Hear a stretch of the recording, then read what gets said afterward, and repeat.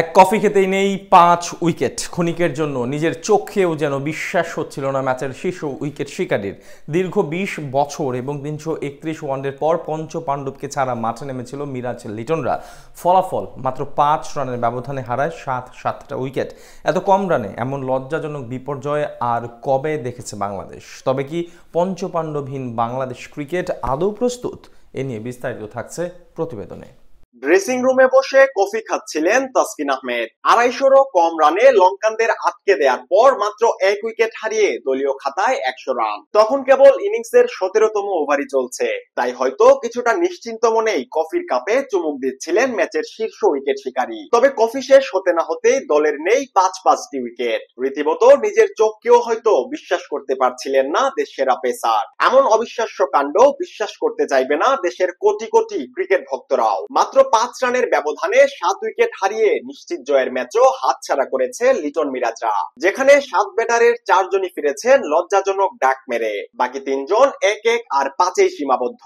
এমন স্মৃতি নিয়ে দলের ক্রিকেটাররা শান্তিতে ঘুমোতে পেরেছেন কি? এমন প্রশ্ন অবশ্য অবান্তর নয়। প্রায় 20 বছর পর পঞ্চপাণ্ডবকে ছাড়া মাঠে নেমেছিল বাংলাদেশ। ওয়ানডের হিসেবে 331 ম্যাচ পর এই প্রথম পঞ্চপাণ্ডবদের কাউকে ছাড়া নতুন যাত্রা শুরু করেছিল মিরাজের দল। তবে শুরুতেই মুখ থুবড়ে পড়লো লজ্জার এক রেকর্ড গড়ে। 100 থেকে 105 রানের মাঝে দ্বিতীয় থেকে অষ্টম উইকেট পতনের ইতিহাস আছে কি আর? পরিসংখ্যান বলছে ওয়ানডের ক্রিকেটে এমন লজ্জার রেকর্ড নেই বিশ্ব ক্রিকেটের কোন দলেরই। বাংলাদেশের ব্যাটাররাই সর্বপ্রথম এমন এক লজ্জার সাক্ষী হলো পঞ্চপাণ্ডবহীন দিনে। তাই প্রশ্ন ওঠাই স্বাভাবিক, পঞ্চপাণ্ডবদের ছাড়া বাংলাদেশ ক্রিকেট আদৌ কি প্রস্তুত? বিগত দিনগুলোতে টাইগারদের অসংখ্য জয় পরাজয়ের সাক্ষী বাংলাদেশ ক্রিকেটের এই 5 স্তম্ভ, যেখানে বহু ম্যাচ একা হাতে জিতিয়েছেন মাহমুদুল্লাহ রিয়াদ। কখনো কখনো হয়তো তীরে গিয়েও করতে পারেননি তরির নোঙর। তাছাড়া সাকিব তামিম মুশফিকরা অসংখ্য ম্যাচে দলকে বিপদের মুখ থেকে টেনে তুলেছেন, যদিও তাদের উপস্থিতিতেও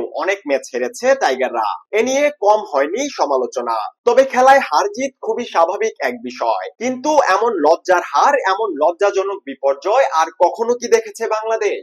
না, এমনটা কখনোই হয়নি। কেউ না কেউ ঠিকই সামলেছেন, কিন্তু বর্তমান পরিস্থিতি একেবারেই ভিন্ন। রিয়াদ মুশফিক কিংবা সাকিব তামিমদের জায়গা নিতে বারংবার ব্যর্থ দলের বর্তমান ক্রিকেটাররা। দীর্ঘ 10 বছরের বেশি সময় ধরেই দলে আছেন লিটন মিরাজরা। এই সময়ে বহু আন্তর্জাতিক ম্যাচ খেলেছেন তারা, পেয়েছেন অভিজ্ঞ খেলোয়াড়ের তকমা। কিন্তু কোথায় সেই অভিজ্ঞতা? শুধু কি নামেই শেষ?